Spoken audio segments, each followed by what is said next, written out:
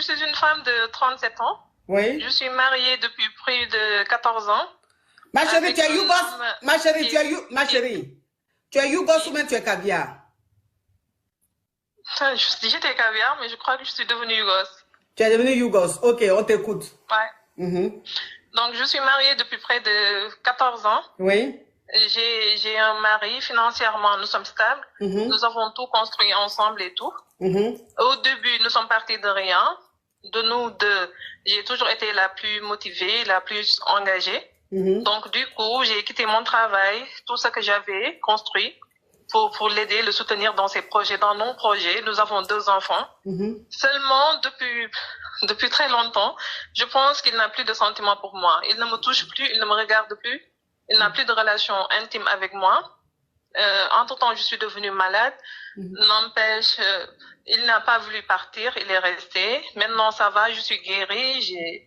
J'avais un problème de col de l'utérus. Je suis guérie, donc il peut avoir des relations avec moi. Mais jusqu'à présent, j'ai l'impression qu'il ne me voit plus comme une femme. Et qu'il ne peut pas me quitter, tout simplement parce qu'il sait que j'ai tout fait pour lui. Il ne m'appelle pas pour me parler d'amour. Nous ne sommes plus dans la même ville à cause du travail. Mais il continue à refuser le divorce. À chaque fois que j'essaie de partir, il me demande de rester. Il ne répond pas aux convocations au tribunal. Et malheureusement pour moi, j'ai une fille qui n'est pas stable mentalement. Donc du coup, à chaque fois que j'essaie de partir, il y a tout ça qui fait que je reste. Mais lui, personnellement, il ne me touche plus, il ne me parle plus. Quand il me parle, c'est juste pour me parler d'argent, mais il continue à me laisser gérer ses activités. Il me trompe avec énormément de femmes, de filles. Il me trompe même avec ma servante, donc il n'arrête pas de me tromper. Et quand j'essaie d'en parler, il me dit que non, qu'il n'a pas fait exprès, c'est parce qu'il est riche, qu'il est beau, il trouve des prétextes. Et qu'il tient à moi. Mais au fond, je sens qu'il n'y a pas d'amour. Parce qu'à la base, nous ne sommes même pas mariés par amour. Je pense que nous nous sommes plus mariés par convenance. Son petit frère me l'a présenté, donc je ne sais pas quoi faire. Je souffre, je n'ai plus de relation avec lui, il ne me parle plus, je manque d'amour et je ne sais pas quoi faire. Donc j'ai décidé de vous appeler pour savoir ce que vous me conseillez de faire. Donc si je comprends bien, bon, je vais récapituler pour les caviars et les Yougos. C'est-à-dire que tu es marié, tu as connu un homme avant de vous marier, un homme que tu as soutenu, tu avais tes activités, tu as dû abandonner tes activités pour poursuivre son rêve. Donc, tu l'as aidé à monter. Et Dieu merci, Dieu vous a béni, les affaires ont prospéré, ça va financièrement chez vous. Maintenant, depuis que vous êtes mariés, depuis un certain temps, ton mari, tu sens que tu ne l'attires plus. Alors, est-ce que avant ta maladie, tu l'attirais ou c'est avant ta maladie que tu as commencé à ne plus l'attirer? Même avant ma maladie, il m'a toujours dit qu'il était un homme asexuel. C'est ce qu'il m'avait fait croire. Donc, il n'était pas du genre à aimer les relations intimes. Donc, moi, je n'ai jamais voulu forcer. Mais après ma maladie, ça s'est empiré. Il peut rester 2 ans sans me toucher. Et avant ta maladie, des 6 mois, des 9 mois. Avant ta maladie, il mettait combien de mois avant de te toucher? 2 mois, 6 mois, parfois. J'en ai parlé avec la famille, tout le monde a parlé, mais ils refusent de changer. Donc, ça veut dire que avant... c'est un homme à femme. Ah oui, avant que tu tombes malade, il ne te touchait pas pendant 4 mois, 6 mois. Et tu as parlé de ça à la famille t'a dit c'est ça le mariage, faut attraper ton cœur et tout ça. Bon, on connaît un peu la famille africaine. Hein. Et tu es tombé malade. Oh, Cocoté, thank you so much, you are a beautiful girl. Donc, tu es tombé malade. Quand tu es tombé malade, c'est quelqu'un qui t'a soutenu dans ta maladie. Oui. Ok, il t'a soutenu dans la maladie. Aujourd'hui, vous avez vraiment des affaires. Vous êtes financièrement assis. Vous avez des investissements ensemble, des réalisations ensemble. Et depuis que tu es guéri de ta maladie, là même, ça fait 2 ans, il te touche même pas. C'est-à-dire, il te cherche même pas. Rien du tout. Mais c'est quelqu'un qui te laisse gérer l'entreprise familiale. C'est quelqu'un qui te laisse t'occuper de tout. C'est juste que la relation même amoureuse, c'est mort. Oui. Et tu lui as dit que tu as besoin d'amour, tu as besoin aussi de sentir que tu as ton homme envie de toi, que tu attires ton homme, que tu es belle, tu es sexy et tout. Et que comme il ne te donne pas cette attention et que tu en souffres terriblement, tu veux divorcer. Maintenant, tu as pris un avocat, mais à chaque fois qu'on lui envoie une invitation, il vient pas. Une convocation, il ne vient pas. Et il t'a dit, lui ne veut pas divorcer, il veut rester marié avec toi. Vous avez combien d'enfants? 2 enfants. Ok. Vous avez 2 enfants. Et parmi vos 2 enfants, tu as un enfant qui est dépendant. C'est-à-dire qu'il y a des problèmes de santé, donc il dépend à 100% de vous. Ok. Donc, toi-même, c'est vrai que tu as envie de divorcer, mais en même temps, pour les enfants, tu n'as pas envie de divorcer parce que tu as envie qu'ils aient leur équilibre familial. Surtout que tout ce qu'on a construit est à son nom.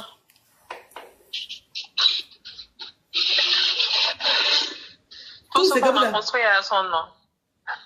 Donc, c'est quelqu'un qui me menace souvent. Il me dit tout le temps que si je pars, je risque de priver les enfants de tout ça. Je l'ai déjà essayé une fois, je suis partie, mais il a bloqué les comptes. Je n'avais plus accès à rien. Les enfants ont un train de vie tellement élevé que je n'ai pas pu gérer. Donc, j'étais obligée de vendre des biens et tout. Ça ne m'a pas réussi, donc je suis revenue. Reprendre les activités. Donc, ça veut dire que parce que toi, il faut savoir que toi, avant de rencontrer ce mec-là, financièrement, ça allait déjà. Hein. Tu étais une femme très active, tu avais des réalisations et tout ça. Maintenant, ensemble, tout ce que vous avez pu réaliser, tout ce que vous avez pu acheter ensemble comme investissement et tout est à son nom. À son nom, oui. Tout est en son nom. Et vous n'êtes pas mariés légalement? Si, nous sommes mariés légalement. Communauté de biens ou séparation de biens? Séparation de biens. Vous avez fait séparation de biens? À 2. Comment? Oui, polygamie limitée à 2. Ok, donc vous avez signé pour la polygamie limitée à 2 et vous avez signé bien séparées. Vous n'avez pas signé la communauté de biens. Ce qui veut dire que ce qui est à ton mari n'est pas à toi. N'est pas à moi. Ok. Et il joue beaucoup avec ça. Et les enfants ont un train de vie tellement élevé, surtout les problèmes de santé de ma fille. Je ne sais pas quoi faire en fait. Donc, ça veut dire que comme ton mari, tout ce que vous avez réalisé, c'est à son nom. Et même le compte bancaire, il est arrivé à un moment où tu n'avais plus l'autorisation, tu n'avais plus accès au compte. Et toi, tu as dû vendre un de tes biens pour avoir de l'argent pour pouvoir faire des dépenses et tout ça. Oui. Oui. Donc aujourd'hui... J'ai des biens, mais pas assez pour subvenir pendant plus de 3 ans aux besoins de ma famille. Ok. Tu as des biens, mais ces biens-là ne peuvent pas te permettre de t'occuper de ta famille plus de 3 ans. C'est-à-dire que pendant 3 ans, tu peux te défendre, mais 3 ans après, ça sera chaud. Et tes enfants ont un train de vie très élevé. Et tu as une fille qui est malade, donc les soins nécessitent beaucoup d'argent. Tu ne pourras pas toute seule. Et moi-même, mes soins, parce que quand on a un cancer du col de l'utérus, ça peut revenir à tout moment. Et avec lui, je suis traitée dans les meilleures cliniques parce qu'il travaille dans la santé. J'ai droit à beaucoup de choses, beaucoup de privilèges. Donc, si je pars, je quitte tout ça, je perds tout ça. Si je reste, je perds ma dignité. Ok, donc tu as eu le cancer de l'utérus, tu es guéri, mais on dit c'est quelque chose qui peut revenir à tout moment. Ce qui fait que tu suis un traitement. Et les traitements coûtent très cher. Et c'est lui qui couvre toutes ces dépenses-là. Quand je suis avec lui, ce n'est même pas lui, c'est moi. Je lui donne son salaire, le reste de l'argent, il s'en fout. Il me laisse juste gérer les activités. Oui. Donc comme tu gères les activités, tu as accès à l'argent alors? Oui, quand je suis avec lui. Ok. Quand tu es avec lui, tu as accès à l'argent. Et comme vous êtes mariés, tu es très souvent avec lui, je suppose. À distance, non. Il a déjà pris la deuxième femme. Il a déjà pris la deuxième femme ou pas? Non, il n'a pas de deuxième femme. Il n'a pas encore de deuxième femme. La famille, le direct est bloqué. Le direct est bloqué, la famille. Vous savez que les crabes signalent. Vous savez ça, non? Vous savez que les crabes signalent. Donc, tapotez pour sécuriser le live parce que c'est bloqué la famille. Ok. Donc, tu as accès au compte de l'entreprise, à part son salaire, parce que c'est toi la gérante, hein, donc c'est toi qui payes son salaire. À part le salaire qu'il touche, tout le reste, il ne s'occupe pas. Tu fais ce que tu veux, tu fais les dépenses que tu veux sur les enfants, sur la maison, donc tu as accès à l'argent de l'entreprise. Oui. Sauf que l'argent de l'entreprise, c'est pas ton argent, donc tu ne peux pas faire des dépenses comme si tu faisais des dépenses avec ton compte bancaire. Exactement. Voilà, parce que c'est une entreprise. Tu peux pas faire des dépenses comme ça. Ok. Aujourd'hui, tu as envie de divorcer. En même temps, tu n'as pas envie de divorcer parce que tu as peur de te retrouver en manque d'argent pour les soins de ta fille et tes soins. Ok. C'est quoi ta question, ma chérie? Je ne sais pas si je dois partir, prendre le risque de me reconstruire, tout en sachant qu'à chaque fois que je pars, lui, il perd tout. Parce que la seule personne qui gère tout dans notre couple, c'est moi. Sans moi, lui, il est peut-être médecin, il a la connaissance, mais la gestion, il est nul. Sans moi, il ne s'en sort pas. La dernière fois que je suis partie, il avait pratiquement tout perdu. J'étais obligée de reprendre de l'argent de ma famille, d'injecter encore de l'argent et de reprendre l'activité. Les fournisseurs me connaissent, tout le monde me connaît. Je suis la personne à qui tout le monde fait confiance. Mais lui, je ne sais pas. En tant que femme, j'ai un vide. Je veux partir, mais je ne sais pas comment partir en fait. Ok. Bon, donc ça veut dire que ton mari, si tu as un mari qui te touche pas pendant 2 ans, 3 ans, ça veut dire forcément qu'il a des maîtresses. Bien sûr, il en a beaucoup, même avec ma femme de ménage. Ok, donc c'est quelqu'un qui a beaucoup de maîtresses. Même la femme de ménage, même il a mougou. Il a framponné. Oui, les employés de nos entreprises, tout. Même les employés de vos entreprises, il est framponne. C'est bien ça, ma chérie. Oui. Ok, ma chérie. Oui, bon. Même les employés. Oui, même les employés, ça veut dire que même l'homme, même, il ne te respecte pas. Ton mari ne te respecte pas. Ok. Alors, ok, ce que moi, je vais te conseiller, comme c'est toi qui gères l'entreprise, c'est toi qui gères un peu l'argent et tout, tu vas essayer de prendre de l'argent, mettre de côté. Prendre de l'argent à chaque fois, tu mets de côté. Vraiment pour sécuriser ton avenir et l'avenir de tes enfants. Parce que séparation de biens, c'est lui qui a son nom sur tous les biens. C'est vraiment, vraiment compliqué. Bon, les enfants sont héritiers, mais les enfants, ils ont quel âge? À quel moment ils vont hériter? Et le père, il est encore vivant. Donc, c'est pas évident. Moi, je te dis, comme tu as accès à l'argent, essaye de prendre de l'argent et tu mets de côté. Il faut même pas qu'il sache que cet argent-là, tu mets de côté. Parce que c'est quelqu'un c'est un homme à femme. Donc lui, il veut avoir l'argent, faire sa vie de luxe. Tout ce qu'il y a à côté, il s'en fout. Comme c'est toi qui as la main sur tout, au lieu de jouer les saintes, la femme la plus parfaite du monde, faut plus faire ça. Prends l'argent, mets de côté. Ouvre un compte. Ouvre un compte, il sépare. De toute façon, c'est séparation de biens. Donc tu peux ouvrir un compte qui ne sépare. Toutes les fins du mois, tu prends des millions. Je ne sais pas si vous êtes en Afrique. Si vous êtes en Afrique, tu prends des millions. Nous sommes en Afrique, oui. Ok, si vous êtes en Afrique, tu prends des millions, tu mets de côté. Tu prends des millions, tu mets de côté. Tu prends des millions, tu mets de côté. Tout ce que lui il est en train de faire là, faut même plus t'occuper de ça. C'est-à-dire que reste dans ton foyer là, avec ton cerveau. Comme c'est quelqu'un, même dans votre entreprise, toutes les filles qui viennent travailler là, il est framponne. Même tu prends servante vient travailler, il va framponner. Donc tu te comportes comme ça, tu mets l'argent de côté pour sécuriser tes arrières. Et comme tu es jeune, tu as quel âge ma chérie? J'ai 36 ans. Ok. Tu es jeune, tu as 36 ans. Ça fait 2 ans, plus de 2 ans, tu es marié, ton mari ne veut pas te framponner. Il dit non, il n'a pas envie, il ne vient même pas vers toi. Tu vas rester comme ça? C'est du riz, ça va manger? Ou bien c'est kep, ça va manger? Ça ne va pas manger, ma chérie? C'est vrai. Ah, donc ma chérie, toi aussi. Et il n'est même pas jaloux. Il s'en fout de moi, c'est ça. Oui, mais il n'est même pas jaloux là, c'est ça qu'il dit, ma chérie. Ah. Donc, comme lui, il n'y a pas quelque chose qui crée un manque pour qu'il vienne vers toi. Toi, tu vas pas rester comme ça, c'est pas du riz, tu vas manger. Ça mange pas riz. Est-ce que ça mange riz? Est-ce que ça mange placali, ma chérie? Non. Ah. Ah. Tu suis un peu mon regard ou pas? Oui. Ah. Ma chérie. Ah. Dieu même, ça dit que Dieu même, il va te regarder, il va dire, ma fille, elle a raison. Aïe, mais c'est un être humain. C'est un être humain, ma fille, elle a raison, c'est un être humain, c'est Champion qui va pousser là-bas. Déjà, la femme est restée malade longtemps. Jusqu'à n'a rien fait. En plus de ça, elle est guérie. 2 ans encore rajoutés sur depuis là. Mais ma chérie, où tu es là, je sais que tout le moteur est rouillé. Non, mais franchement, ma chérie, hein, ma chérie, on parle en code parce qu'on est sur TikTok, mais le moteur est rouillé. Attends, un moteur qui ne fonctionne pas, qui ne fait pas de visite, rien du tout. Pendant 3 ans, ma chérie, le moteur il est rouillé. Ce qui fait que parfois, oui, ça fait que parfois, tu as l'impression que tu as mal au dos ou tu as mal au rein. Exactement, tout le temps même. C'est la coagulation qui fait ça. Tu as coagulé, ma chérie. Oui, le moteur a besoin de dégraissage. Hein? Le moteur a besoin de dégraissage, ma chérie. Tu es fructueuse. Tu es fructueuse. Tu as quel problème? Lui, il est en train de vivre sa vie de louga, mais tu vis aussi ta vie de reine Pélagie, ma chérie.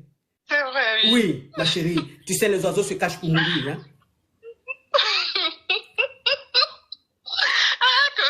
Ah, ma chérie, qu'est-ce que tu veux? Qu'est-ce que tu veux? Il faut que tu existes.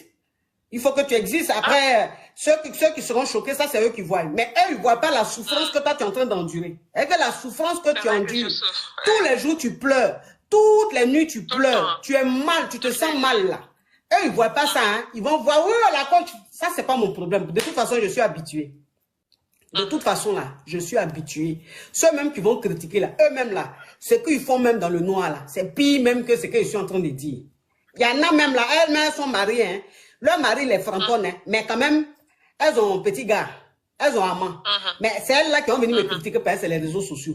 Moi, je dis ce que je pense, je dis ce qui est vrai. Et tous ceux qui sont en train de me regarder, près de 15 000 personnes connectées là, ils savent que ce que je suis en train de dire là, c'est vrai. Il y a des femmes qui appellent ici, il y a des femmes mariées qui appellent ici, qui disent que leurs maris sont malades. Ils ne les touchent pas depuis 2 ans, ils ne les touchent pas depuis 3 ans. À ces femmes-là, je dis à nos cas se profit. Faut pas aller ailleurs. On me connaît sur la toile ici. Je dis toujours aux femmes, quand tu es mariée, faut pas aller ailleurs, ça porte la poisse. Mais une femme qui, elle, depuis plus de 3 ans, son mari ne la touche pas. Il framponne toutes les filles qui viennent travailler dans l'entreprise. Elle prend ses ventes, il la framponne. Il ne la respecte pas. Il fait ce qu'il veut. Mais elle n'a que 36 ans. Vous aussi, elle n'a qu'à faire quoi? Elle n'a qu'à faire quoi? Même si on dit, le jour même de ton jugement là, ce côté-là seulement Dieu va comprendre. Courage, ma chérie. Tu as besoin de te sentir belle, tu as besoin de te sentir aimée, tu as besoin de te sentir attirée, tu as besoin de te sentir femme. Tu te sens femme, c'est vrai. J'étais tellement belle, tellement belle. En plus, tu es très belle. Je vois ton profil. Tu es très belle. Très belle. Une jolie femme comme ça. Regarde comment tu es pocho. Quand je regarde ton visage, oui. Quand je regarde ton visage, ton joli visage là, mais on sent que tu as besoin de filtrage. Oui, on sent que tu as besoin de filtrage. C'est-à-dire que tu es belle. Ah, coach, depuis mes 22 ans, il fait à peine s'il me touche. Depuis 22 ans, il ne te touche pas. C'est-à-dire que tu as une petite fille depuis 22 ans, juste là, tu as 36 ans. C'est quoi les choses comme ça? Parce que quand je regarde ton visage, tu es très belle. Mais ton visage, on sent dans le visage que il faut filtrer un peu le moteur. Tu comprends un peu? Oui. Oui, ma chérie. Tu as besoin de lumière un peu. Tu as besoin de lumière. Tu as besoin de lumière. Hein? Tu as besoin de lumière, ma chérie. Oui, énormément. Oui, ma chérie. Hein? Alors, que Dieu nous pardonne. Hein? Au revoir, ma chérie. Je vous aime tellement. Oui, moi aussi. Merci. Oui. Oui. Amen. Si vous voyez la femme là, elle est quand on dit jolie femme là. Quand on dit jolie femme là, elle est, voilà le lolo là, la voilà, bien poutoune comme ça. Et puis, le moteur, on ne dégraisse pas. Oui, c'est-à-dire que c'est une femme qui est mariée. Quand vous-même vous écoutez l'histoire, ça c'est mariage ça. Allez me critiquer, prenez ça, emmenez ça partout où vous voulez, vous parlez. Ça sera nul et sans avenir. Vous parlez depuis là, ça a changé quoi sur la toile?